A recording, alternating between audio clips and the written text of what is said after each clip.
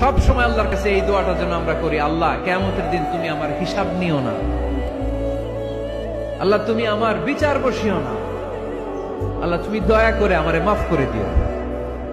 আল্লাহ যার বিচার করবেন ও জাহান্নামে যাবে, আর যার বিচার করবেন না সে জান্নাতে যাবে।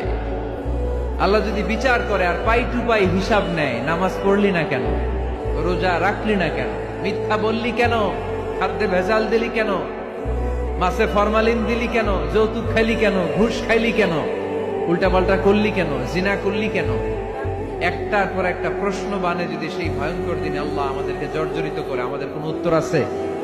সেদিন আমাদের বাঁচার কোনো উপায় আছে? তাই আমরা সবাই আল্লাহর কাছে দোয়া করবো, আল্লাহ কোনো বিচার টিচার মানি না, কোনো বিচার করতে পারবো না, দয়া করবা। কথা কয় না? কি করবে? সব সময় আল্লাহর কাছে এই দোয়াটা যেন আমরা করি, আল্লাহ কিয়ামতের দিন তুমি আমার হিসাব নিও না, আল্লাহ তুমি আমার বিচার বসিও না, আল্লাহ তুমি দয়া করে আমারে মাফ করে দিও। আল্লাহ যার বিচার করবেন ও জাহান্নামে যাবে, আর যার বিচার